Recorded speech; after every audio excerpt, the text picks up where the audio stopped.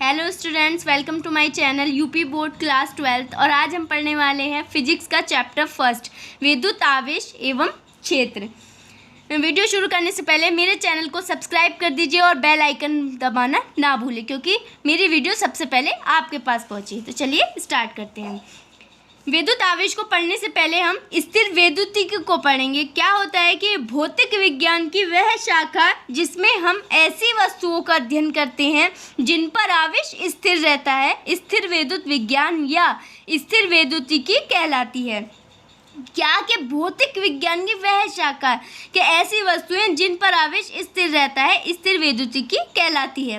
अब हम वैद्युत आवेश पढ़ते हैं कि किसी पदार्थ का वह गुण जिसके कारण उसमें विद्युत और चुंबकीय दोनों प्रभाव उत्पन्न होते हैं, विद्युत आवेश कहलाता है। इसे Q से प्रदर्शित करते हैं। दो टाइप का होता है, सजातीय आवेश, विजातीय आवेश। सजातीय आवेश में क्या होता है, उसमें प्रतिकर्षण होता है और विजातीय आवेशों में आकर्षण होता है। फॉर एग्जाम्पल के दो कांच की छड़ें ली हमने, उन्हें रेशम से रगड़कर यदि हम उन्हें एक दूसरे के करीब लाएंगे तो वो प्रतिकर्षित हो जाएंगी। यदि हम एक कांच की छड़ और एक एबोनाइट की छड़ को लाएंगे कि रेशम से रगड़कर एक दूसरे के करीब लाएंगे तो वो आकर्षित हो जाएंगी। इसका फॉर्मूला है Q = Ne, जहाँ N = पदार्थ में इलेक्ट्रॉनों की संख्या, E = इलेक्ट्रॉन पर आवेश। इसकी राशि है अदिश, मात्रक है कूलॉम और विमा है इसकी AT। विद्युत आवेश टू टाइप्स का होता है, धनावेश भी होता है, ऋणावेश भी होता है। आपको पता होगा कि धनावेश पर पॉजिटिव चार्ज होता है और ऋणावेश पर नेगेटिव चार्ज होता है। एक एग्जांपल देख लेते हैं कि एक धातु के गोले पर 2 × 10⁻⁹ कूलाम ऋणावेश उपस्थित होता है। तो इस पर सामान्य अवस्था में कितने इलेक्ट्रॉन अधिक या कम है?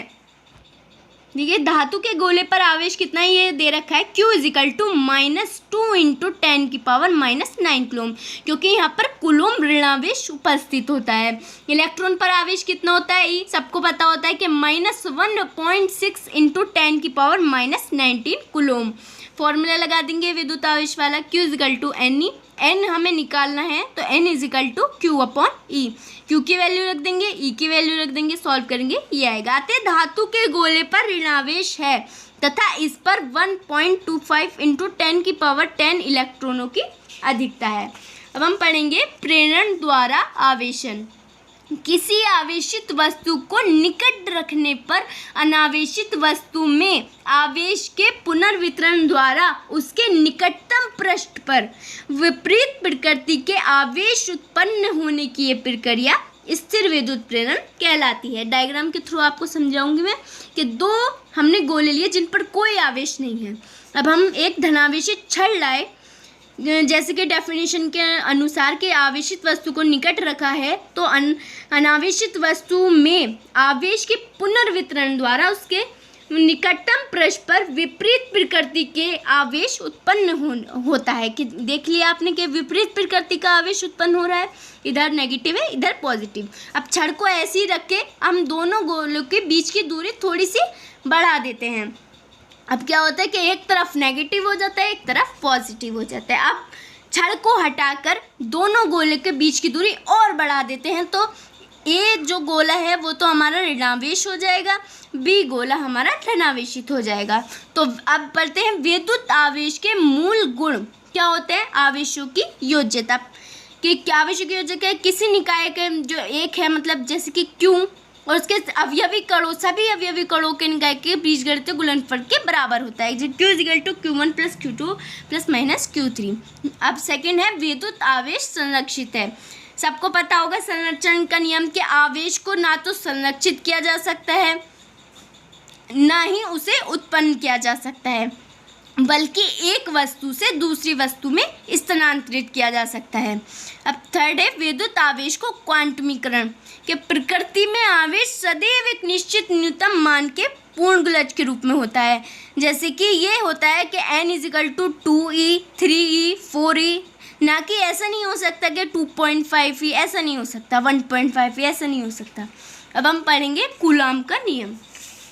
1785 में कूलॉम ने किन्हीं दो आवेशों के बीच लगने वाले बल के संबंध में एक नियम दिया था जिसे हम कूलॉम का नियम कहते हैं कि किन्हीं दो स्थिर बिंदु आवेशों के बीच लगने वाला आकर्षण अथवा प्रतिकर्षण विद्युत बल दोनों आवेशों की मात्राओं के गुणनफल के अनुक्रमानुपाती और उनके बीच की दूरी के वर्ग के व्युत्क्रमानुपाती होता है।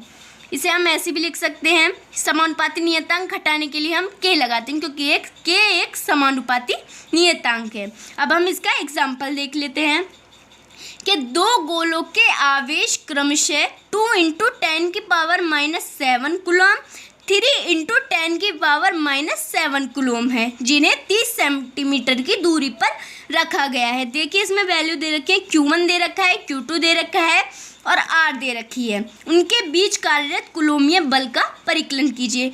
अब हमें इसमें F निकालना है, तो F कैसे निकालेंगे? फॉर्मूला लगा देंगे, कूलॉम्स लॉ का फॉर्मूला F = 1/4πε0। K को हम 1/4πε0 भी लिख सकते हैं। Dot Q1 Q2 upon R², जहाँ K = 1 है। F = 1/4πε0 की वैल्यू होती है 9 × 10⁹। Q1 Q2 की वैल्यू रखी, R², R हमने सेंटीमीटर था मीटर में बदल लिया था, R के रख दी, सॉल्व करेंगे तो हमारा ये आएगा। स्टूडेंट्स आपको किसी ने नहीं बताया होगा कि सबको पता होगा 1/4πε0 का मान 9 × 10⁹ न्यूटन मीटर स्क्वायर पर कूलॉम स्क्वायर होता है, लेकिन किसी को ये नहीं पता कि 4πε0 का मान क्या होता है। चलिए मैं आपको बताती हूँ।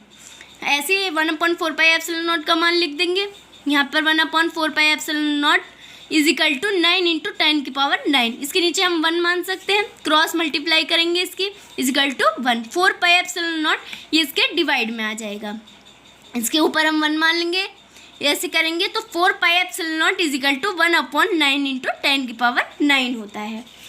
चलिए अब हम पढ़ेंगे विद्युत क्षेत्र।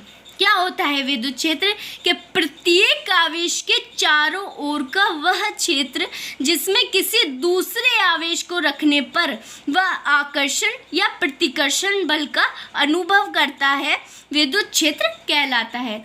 देखिए कि प्रत्येक आवेश के चारों ओर का वह क्षेत्र जिसमें किसी दूसरे आवेश को रखने पर वह आकर्षण या प्रतिकर्षण बल का अनुभव करता है विद्युत क्षेत्र कहलाता है। इसकी राशि है सदिश, SI मात्रक है न्यूटन पर कूलॉम। विद्युत फ्लक्स किसी विद्युत क्षेत्र में स्थित किसी क्षेत्रफल से गुजरने वाली विद्युत क्षेत्र रेखाओं की संख्या को उस क्षेत्रफल से बद्ध विद्युत फ्लक्स कहते हैं। कि क्या होता है कि किसी विद्युत क्षेत्र है उसके क्षेत्रफल में से जो विद्युत क्षेत्र रेखाएं गुजरती हैं उनकी जो संख्या होती है उसे विद्युत फ्लक्स कहते हैं। इसे φE से प्रदर्शित करते हैं। φE = समाकलन E.dA, ये वेक्टर का साइन है। आगे की वीडियो पार्ट 2 देखने के लिए प्लीज़ मुझे कमेंट में बताइए कि क्या आपको पार्ट 2 देखना है। Thank you.